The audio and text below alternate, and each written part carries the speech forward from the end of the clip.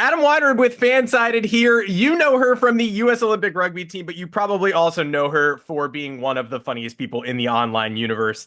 Here on behalf of Quaker Oats, Ilona Maher, thank you for joining me. Hello, thank you for having me. So, first of all, tell us a little bit more about your partnership with Quaker Oats. Why are you partnered up, and which Quaker products do you use to fuel up as a busy athlete? Yeah, I mean, I always try to choose brands that are very authentic to me that I use because it's at the end of the day, I'm trying to sell a product, right? And I think people can tell when you don't actually use a product. So to be able to use and promote a product that I use, I think it just makes it easier and more part of works for my brand, which is always about authenticity.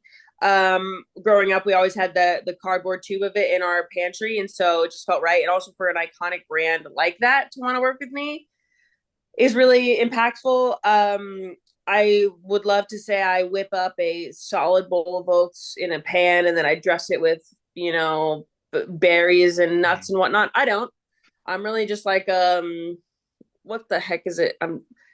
I've said this too much now. It's like the instant oatmeal, instant oatmeal. I really love just the simplicity of it. I'm a big carb person. Like my diet is carb heavy, and that they also have a instant oatmeal with 12 grams of protein, which makes that easier because yes, I'm a carb person, but I also am lifting weights and constantly need that protein to rebuild my muscles. So it's been so cool to partner with them. You, of course, are a natural partner. You say you only partner with brands that feel like an authentic fit. Your whole persona online is authenticity, but also great humor.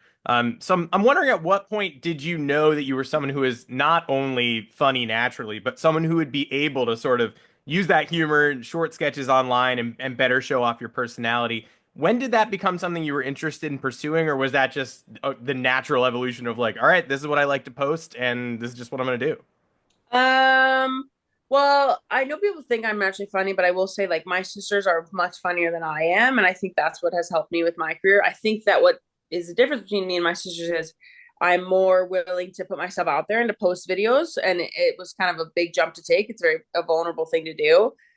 I think that I've always tried to be the funniest on my team, or always tried. I love cracking jokes and people laughing at me or with me. I love that. So when I was just, I didn't think too much of posting videos, but I posted one in 2021 when we had a tournament in quarantine. And I remember seeing the response to this and I was like, hey, that's interesting. Like people are really responding to this. It's getting around. So then I posted another one and I saw a response there. And so I kind of started to realize, oh, wait, this is kind of getting around there and I can use this to my advantage.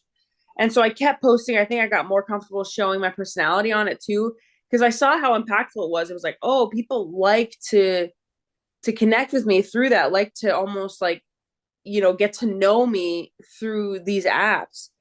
And so it was just sharing my personality. Like, again, I'm funny, but I'm not as funny as people around me. I think they're what make me really funny, my teammates and my sisters.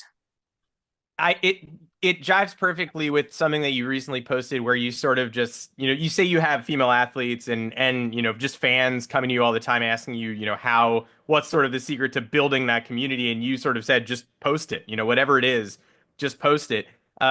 It sounds like it took maybe a little while for you to get comfortable with that idea, but now that's sort of, your guiding principle. How long did it take you to really, 2021 to present? When did you really get comfortable with that? And do you think that's the best way for female athletes who are maybe looking to use their platforms to drive meaningful change to find those voices, just to post whatever you want to start with?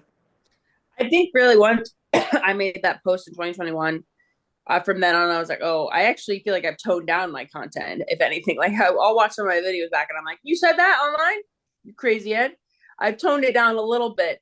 I think it was just from the moment is like, if I was going to do this, couldn't not be myself. That's just like I've never been able to do. I couldn't just tone it down and put on this fake facade online. I just had to do it how I am.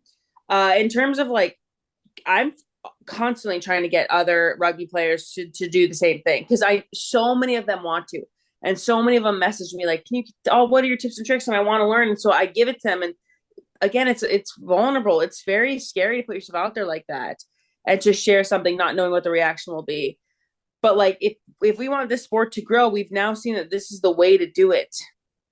We need to put ourselves on social media and have the world to see in a way And so I'm constantly telling these girls, like, post it, whatever it is, post it. Oh, they show me a video, I'm like, look, this is fine. I'm like, post it. I love it. Post it. And so I'm it's a constant battle of me messaging these girls being like, if you don't post this on your reels, I'm gonna block you. um so it's a love. I love them, but also they're annoying me by not how funny they are and not fully putting themselves out there. Yeah, you never want the Ilona Maher "I'm gonna block you" threat. You're hoping to never receive that. Well, yeah, and I won't block them, but just know if these people don't start putting their how funny they are, I am blocking them because I want to see more funny content than just I see in person. Have you noticed, the impact that your videos are having, like you mentioned, on the perception of rugby? I mean, it's not a sport that was necessarily as widely followed in the US a few years ago as it is now. Your platform has elevated the sport's profile. Have you felt that? Has it felt tangible to you that, okay, we're on the upswing and that's why, you're trying to drive even more posting? I think it's very tangible in a way. It's not even just like a feeling, it's tangible now because we set a record. We've set a record every time I've played at these home stadiums here in Bristol for fans coming out. That's tangible. That's butts in seats. That's people paying to watch women's rugby. We just recently played at Harlequins and they had their biggest number of fans for a standalone game ever, 6,700 fans. It's not just because of me, but I am a driver, and it's a lot of people who never watched rugby before in their life.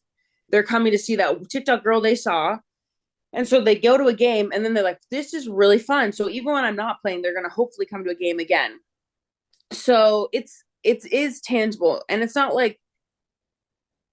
just a feeling. I can see it. I can see the impact, but it also makes you hungry for more, and that's why it also makes me hungry to get more girls to do it. Because could you imagine if it was like there was like three, four more me's, 15 more me's in this league? How many seats would be filled? How many stand people would be watching our game? So that's why I'm like, I love to be this superstar, but at this time, I want more. I'm tired. I need to go vacation, and I need somebody else to be funny. Yeah, I mean, we've seen that record-breaking attendance in rugby, but also in viewership, women's sports, across the country. Is that how you think we turn that into, this movement into a long-term investment, just getting more women to show their personalities in the same way? I think so. I think that that's what is special about it is I think people want to connect with athletes, female athletes especially. They want to get to know them a little better. They want to like, oh, I kind of know her. Like they feel like they know me in a way. I think what's so interesting is like you can ask many people in the world who some of the top rugby players are. They might not know. Women's rugby players are. They might not know. You talk to them about that funny girl who also plays rugby on TikTok, and you're like, oh, Ilona Maher. Like it's just sad for our sport that you can't just be good at our sport, right? It's like the sad fact about women's sports. You can't just be good. You also have to do more off of it. And we're finding that. And so that's, I think, a challenge, a burden that we have to bear. We have to do more to get more eyes. And you have been a vocal advocate for body positivity for such a long, portion of your time in the online space. What inspired you to champion that message? How early on were you comfortable championing that message as part of your social profile? I never made it my goal to be that sort of body positive person. I think I've always at times been like a little bit of a wallflower where I like look around and I realize that people who I thought were the most attractive, the hottest people were also so insecure and uncomfortable in their body. And I was like, what the heck? Why does that person feel that way? They are the most beautiful. They are the quintessentially perfect person. And yet they hate their bodies and they're scared to eat and scared to do this. It just like didn't make sense to me. And so I was like, you know how brave it would be to actually just kind of appreciate your body and to think that it's cool and all right for what it's doing for you. And so I think I like to be relatable as well because I know we're all special and unique in our own way, but we're also very like we're also very the same in many ways. And I know that a lot of girls who look like me feel the same way. I know a lot of girls who have six packs who look like some of my teammates probably also don't like love their body. So for me, it was just like the brave step to show that your body is so much more than just something to be looked at. So you land in the Olympic Village, you touch down, you've got such a wild experience ahead of you. Do you land, do you feel comfortable, or do you have a real welcome to the Olympics moment when you get there where you're like, okay, this is real, this is now a bigger stage? Stage for like my videos. videos and also just, looking around, realizing like, all right, you're in a space now with the best of the best. Like, was there a moment you came to your senses realizing like, okay, this leveled up. Now I really have to make something happen. I guess in terms of the sport, like rugby, I knew that it would be great. It's always big for our sport because more eyes on it, more people are watching it. I mean, we had a stadium of 66,000 people watching our games, just women's rugby. And Olympics has done great things for our sport. So I knew that in a rugby way it would be big, but I play those teams constantly that we played at the Olympics, so it didn't feel as stressful as maybe it could have. I knew for that sense that we had so many eyes on us. I knew that for a personal sense, the Olympics is massive and everybody tunes in and it's all the talk of the town. And I knew that people are made at the Olympics, right? Like Simone Biles, Michael Phelps, like they are the best of the best, undeniably by their objective scoring. Whereas rugby is a very subjective sport. I am a very good player. I'm not the best player. And I knew that, but I knew that I could do something off the field, which was those funny videos and sharing bits of myself, which a lot of people are scared to do. So I kind of got into the village ready to like share as much as I could. I mean, in the first day we had a day off and I posted, I think like 7 videos. Like I wasn't messing around.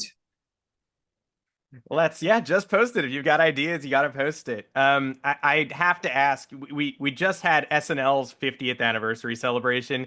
You strike me as someone who would be a perfect host. Would you ever be interested in hosting this show or making a cameo? Do you have any ideas in mind for that space for sketch comedy?